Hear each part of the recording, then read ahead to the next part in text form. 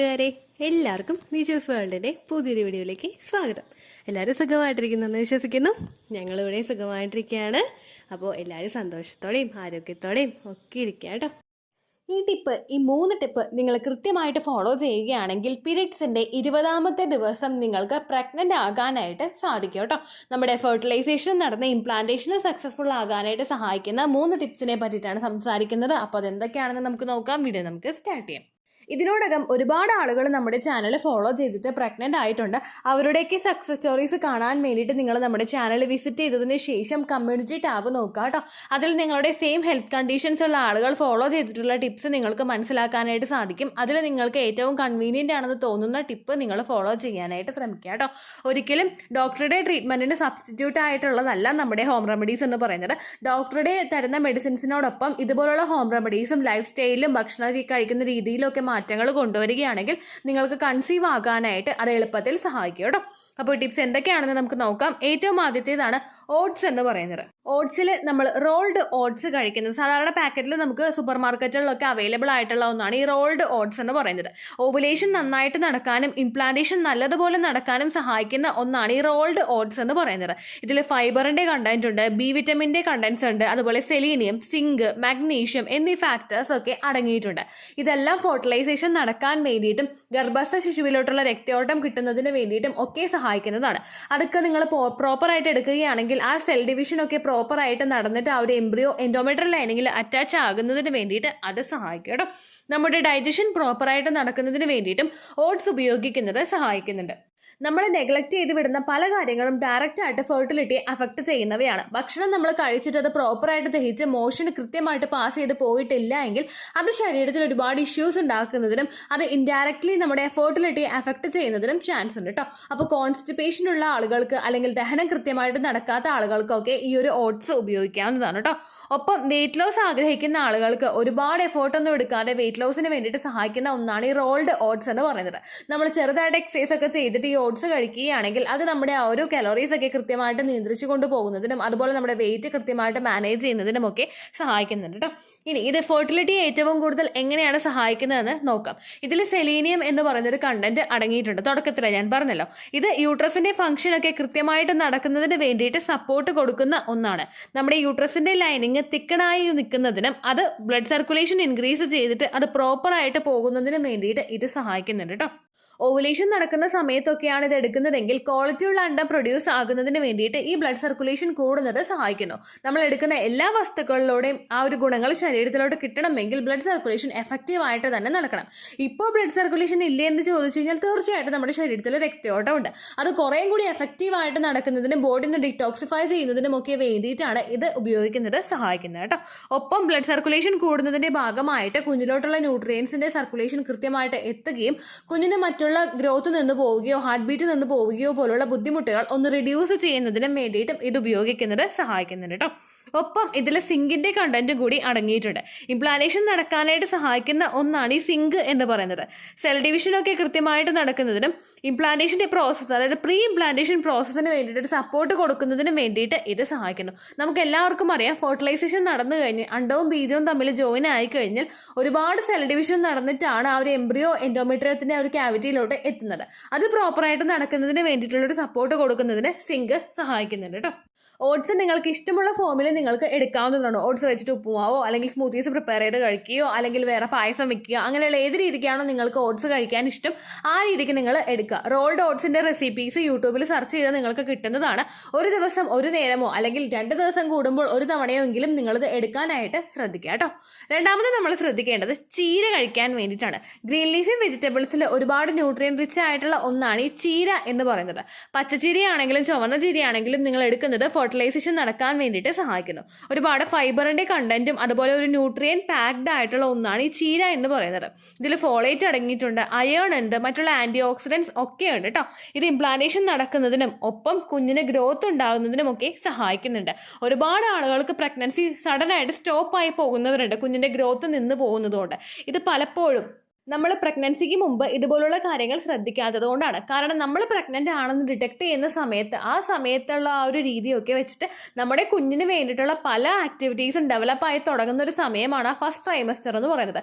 പക്ഷേ അൺഫോർച്ചുനേറ്റ്ലി നമ്മളിത് ഡിറ്റക്ട് ചെയ്യുന്നത് ഫസ്റ്റ് ട്രൈമസ്റ്റർ തീരാനാകുന്ന സമയത്താണ്. അപ്പോൾ കുഞ്ഞിന് വേണ്ടുന്ന കാര്യങ്ങളൊന്നും ശരീരത്തിലില്ലെങ്കിൽ ആ ഒരു സന്തോഷം അവിടെ വെച്ച് തന്നെ ഡ്രോപ്പ് ആയി പോകുന്നതിന് അത് കാരണമാവുന്നുണ്ട് കേട്ടോ. അപ്പോൾ ഓൾറെഡി മിസ്കാരേജ് ഹിസ്റ്ററിയുള്ള ആളുകളൊക്കെ ചീര ഉപയോഗിക്കുന്നത് നല്ലതായിരിക്കും. അതുപോലെ ഇംപ്ലാന്റേഷൻ നടക്കുന്നതിനും ഗ്രോത്തിനും ഒക്കെ വേണ്ടിയിട്ടുള്ള അയേൺ ഇതിൽ കൂടുതലായിട്ട് അടങ്ങിയിട്ടുണ്ട്. ഒരുപാട് സ്ത്രീകൾക്ക് അനീമിയ പോലുള്ള കണ്ടീഷൻസ് ഇന്നത്തെ ഒരു സിറ്റുവേഷനിൽ ഉണ്ടാകുന്നുണ്ട് കേട്ടോ. അതൊക്കെ ഒന്ന് റെഡ്യൂസ് ചെയ്യുന്നതിന് വേണ്ടിയിട്ട് ഇത് സഹായിക്കുന്നു. മിസ്കാരേജിൻ്റെ റേറ്റ് കുറയ്ക്കുന്നതിന് വേണ്ടിയിട്ടുള്ളൊരു സപ്പോർട്ടും ഇത് കൊടുക്കുന്നുണ്ട്.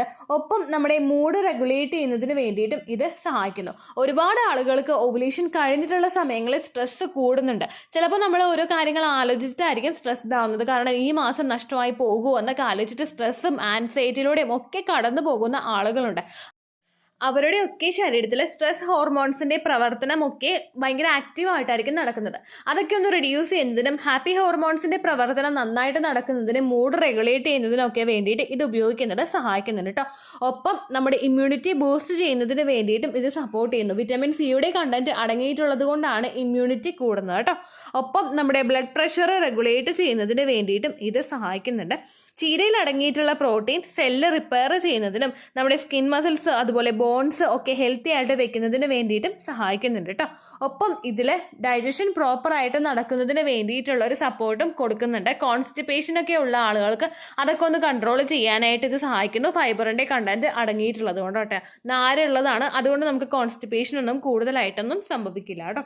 ചീരയും നിങ്ങൾക്ക് ഉച്ച സമയത്തൊക്കെ ഒരു ഹെൽത്തി ആയിട്ടുള്ള ഒരു കറിയായിട്ട് ഉപയോഗിക്കാവുന്നതാണ്. നിങ്ങൾക്ക് ഒരു ദിവസം ഒരു നേരമെങ്കിലും നിങ്ങളിത് എടുക്കുക. അങ്ങനെ കഴിവതും നിങ്ങൾക്ക് പറ്റുന്ന സമയങ്ങളിൽ നിങ്ങൾ ഉപയോഗിക്കാനായിട്ട് പ്രത്യേകം ശ്രദ്ധിക്കുക കേട്ടോ. നിങ്ങൾ കഴിക്കുന്നതോടൊപ്പം ഇത് തന്നെ ഹസ്ബൻഡിനും കൊടുക്കാനായിട്ട് നിങ്ങൾ ശ്രദ്ധിക്കുക. കാരണം പ്രഗ്നൻസി ട്രൈ ചെയ്ത് തുടങ്ങുന്ന സമയത്തൊക്കെ ഇത് ഉപയോഗിക്കുന്നത് അദ്ദേഹത്തിൻ്റെ സ്പേമിൻ്റെ മോട്ടിലിറ്റി വർദ്ധിപ്പിക്കുന്നതിനും അതിൻ്റെ പെർഫോമൻസ് എൻഹാൻസ് ചെയ്യുന്നതിനും വേണ്ടിയിട്ട് സഹായിക്കുന്നു. നമ്മുടെ ശരീരത്തിൽ ഒരുപാട് ഒബ്സ്റ്റക്കിൾസ് ഉണ്ട്. കാരണം ശരീരത്തിനകത്തേക്ക് കടത്തിവിടുന്ന സ്പേം ഇത് വരുന്ന ആളാണല്ലോ എന്ന് വിചാരിച്ചിട്ട് ശരീരം നിൽക്കില്ല. കാരണം അതിനെ പ്രതിരോധിക്കാനും ശരീരം ശ്രമിച്ചുകൊണ്ടേയിരിക്കും. അതൊക്കെ താണ്ടി അകത്തേക്ക് എത്തിയ ആ ഒരു ഫലോപ്പിയൻ ട്യൂബിന് അവിടെ ഇത് എത്തണമെങ്കിൽ അതിന് ഒരുപാട് ക്യാപ്പബിലിറ്റി വേണം, അതിന് ഒരുപാട് ക്വാളിറ്റീസ് വേണം. അതൊക്കെ അതുപോലെ തന്നെ അതിൻ്റെ പെർഫോമൻസും ഭയങ്കര എഫക്റ്റീവായിട്ട് തന്നെ നടക്കണം. അതിന് വേണ്ടിയിട്ടുള്ളൊരു സപ്പോർട്ട് കൊടുക്കുന്നതിന് വേണ്ടിയിട്ടും ഈ ചീര ഉപയോഗിക്കുന്നത് സഹായിക്കും കേട്ടോ. ചോറ് കഴിക്കുന്ന സമയത്തൊക്കെ റൈസിൻ്റെ കണ്ടന്റ് കുറയ്ക്കുക. അതുപോലെ തന്നെ കറികളുടെ കണ്ടന്റ് നിങ്ങൾ കൂട്ടുക. കാരണം കറികൾ നമ്മൾ കഴിക്കുമ്പോൾ ഒരുപാട് നമുക്ക് ന്യൂട്രീഷൻ കിട്ടും. അതാണ് നമുക്ക് പ്രഗ്നൻസി ട്രൈ ചെയ്യുന്ന സമയത്ത് വേണ്ടത് കേട്ടോ. അടുത്തത് ഒരു എഫക്റ്റീവ് ആയിട്ടുള്ള ഒരു യോഗ പോസ് ആണ് കേട്ടോ. ഈ യോഗ പോസിന്റെ പേര് ഹാപ്പി ബേബി യോഗ പോസ് എന്നാണ്. കുട്ടികൾ സന്തോഷമായിട്ടിരിക്കുന്ന സമയങ്ങൾ നിങ്ങൾ ശ്രദ്ധിച്ചു കഴിഞ്ഞാൽ മനസ്സിലാകും. അവർ രണ്ട് കാലുകളും ഉയർത്തിപ്പിടിച്ച് കൈയും ഇങ്ങനെ പൊക്കിയിട്ട് കാലിട്ടൊക്കെ അടിക്കുന്നുണ്ടാകും. ഈ ഒരു യോഗ പോസാണ് നമ്മളിവിടെ ചെയ്യുന്നത് കേട്ടോ. ഇതിൽ നമ്മൾ കാലിട്ടടിക്കേണ്ട ആവശ്യമൊന്നുമില്ല. ഹാപ്പി ബേബി യോഗ പോസിൽ നിങ്ങളൊരു യോഗ മാറ്റിലോ അല്ലെങ്കിൽ പ്ലെയിൻ ആയിട്ടുള്ളൊരു സർഫേസിലോ കിടക്കാനായിട്ട് നോക്കുക. നേരെ കിടന്നിട്ട് നമ്മുടെ രണ്ട് കാലുകളും നമ്മൾ ഉയർത്തുക, രണ്ട് കൈകളും നമ്മൾ ഉയർത്തുക. ഈ ഓരോ കാലുകളും നമ്മുടെ കൈകൾ ഉപയോഗിച്ചിട്ട് അതിൻ്റെ ഒരു വിരലിൽ നമ്മൾ പിടിച്ചിട്ട് കിടക്കുക കേട്ടോ. ഇങ്ങനെ ചെയ്യുന്നത് ബ്ലഡ് സർക്കുലേഷൻ ഇൻക്രീസ് ചെയ്യുന്നതിന് വേണ്ടിയിട്ട് സഹായിക്കുന്നു. ഈ ഹാപ്പി ബേബി യോഗ പോസിനെ അനന്ത ബാലാസന എന്നും പറയുന്നുണ്ട് കേട്ടോ. ഇത് രണ്ട് കാലുകളും രണ്ട് കൈകളും ഉയർത്തിയിട്ട് നമ്മൾ ചെയ്യുന്ന യോഗ പോസാണ്. ഞാനിവിടെ ഇമേജ് കൊടുത്തേക്കാം. അത് ഹാപ്പി ആയിട്ടിരിക്കുന്ന, ആനന്ദപ്പെട്ടിരിക്കുന്ന, സന്തോഷത്തോടെ ഇരിക്കുന്ന ഒരു കുഞ്ഞ് ചെയ്യുന്ന ഒരു പോസ്റ്ററാണ് കേട്ടോ. ഇത് നമ്മുടെ ബാക്കും ആംസും ഷോൾഡറും ഒക്കെ സ്ട്രോങ് ആക്കുന്നതിന് വേണ്ടിയിട്ട് സഹായിക്കുന്നുണ്ട് കേട്ടോ. ഒരുപാട് സ്ത്രീകൾക്ക് ബാക്ക് പെയിൻ ഉള്ള ആളുകളുണ്ട്. സിസേറിയൻ കഴിഞ്ഞില്ലെങ്കിലും ബാക്ക് പെയിനിലൂടെ കടന്നു പോകുന്ന ഒരുപാട് പേരുണ്ട്. അവർക്കൊരു സ്ട്രെങ്ത് കൊടുക്കുന്നതിന് വേണ്ടിയിട്ട് ഇത് സഹായിക്കുന്നുണ്ട് കേട്ടോ. ഒപ്പം നമ്മുടെ മൈൻഡ് റിലാക്സ് ചെയ്യുന്നതിന് വേണ്ടിയിട്ടുള്ളൊരു സപ്പോർട്ടും ഈ ഒരു യോഗ പോസ് ചെയ്യുമ്പോൾ നമുക്ക് സഹായിക്കുന്നു. നമ്മൾ ഓവുലേഷൻ കഴിഞ്ഞിട്ട് എത്രത്തോളം സ്ട്രെസ്ഡ് ആവുന്നോ അത്രത്തോളം നമ്മൾ ആ ഒരു കുഞ്ഞെന്ന സ്വപ്നത്തിൽ നിന്ന് അകന്നാണ് പോകുന്നത്. ആ ഒരു വാസ്തവം നിങ്ങൾ മനസ്സിലാക്കണം. പക്ഷെ ചില ആളുകൾ ചിന്തിക്കാതെ തന്നെ ആ ഒരു കാര്യത്തിലോട്ട് വീണ് പോകുന്നവരുണ്ട്. അങ്ങനെയുള്ള ആളുകൾക്ക് മൈൻഡൊക്കെ ഒന്ന് റിലാക്സ് ആക്കുന്നതിന് വേണ്ടിയിട്ട് ഈ ഒരു എക്സസൈസ് സഹായിക്കുന്നു. നമ്മൾ ഒറ്റയ്ക്കിരിക്കുന്ന സമയങ്ങളിലാണ് കൂടുതലും ടെൻഷൻ ആകുന്നത്. ഒപ്പം ഒരാളിരിക്കുമ്പോൾ നമ്മൾ അത്രയും അങ്ങോട്ട് ബുദ്ധിമുട്ട് അനുഭവിക്കുന്ന സിറ്റുവേഷൻ ഉണ്ടാവില്ല. അപ്പോൾ നിങ്ങൾ ഫ്രീ ആയിട്ടിരിക്കുന്ന സമയങ്ങളിൽ ഇതുപോലുള്ള യോഗ പോസുകൾ നിങ്ങൾ ചെയ്യാനായിട്ട് ശ്രദ്ധിക്കുക കേട്ടോ. ഇത് നമ്മുടെ സ്ട്രെസ്സും ആൻസൈറ്റിയും ഒക്കെ കൺട്രോൾ ചെയ്യുന്നതിന് വേണ്ടിയിട്ട് സഹായിക്കുന്നുണ്ട് കേട്ടോ. ഏറ്റവും കൂടുതൽ നമുക്ക് ബെനിഫിറ്റ് കിട്ടുന്നത് നമ്മൾ പ്ലെയിൻ സർഫേസിൽ കിടന്നിട്ട് കൈയും കാലും ഒക്കെ ഉയർത്തി നമ്മൾ കിടക്കുമ്പോഴേക്കും ഇത് പെൽവിക്കിലോട്ടുള്ള രക്തയോട്ടം വർദ്ധിപ്പിക്കുന്നതിന് വേണ്ടിയിട്ട് സഹായിക്കുന്നുണ്ട്. നമ്മുടെ പ്രത്യുൽപാദന അവയവങ്ങളെല്ലാം സ്ഥിതി ചെയ്യുന്നത് നമ്മുടെ അരക്കെട്ടിന്റെ ഭാഗത്താണ്. അതുകൊണ്ട് ആ ഭാഗത്തോട്ടുള്ള ബ്ലഡ് സർക്കുലേഷൻ കൂടുന്നതിന്റെ ഭാഗമായിട്ട് ഇംപ്ലാന്റേഷൻ നടക്കുന്നതിന് വേണ്ടിയിട്ടുള്ള ഒരു സപ്പോർട്ട് ശരീരത്തിന് എത്തിച്ചു കൊടുക്കാൻ നമ്മളെ കൊണ്ട് സാധിക്കുന്നുണ്ട് കേട്ടോ. ഒപ്പം നമ്മുടെ സ്ട്രെസ് റിഡ്യൂസ് ചെയ്യുമ്പോഴേക്കും കാര്യങ്ങളെല്ലാം നല്ല സ്മൂത്ത് ആയിട്ട് തന്നെ നടക്കുന്നു. ഒപ്പം കോൺസ്റ്റിപ്പേഷൻ ഉള്ള ആളുകൾക്ക് അത് പ്രിവെന്റ് ചെയ്യുന്നതിന് വേണ്ടിയിട്ടും ഈ ഒരു യോഗ പോസ് ചെയ്യുന്നത് സഹായിക്കുന്നുണ്ട് കേട്ടോ.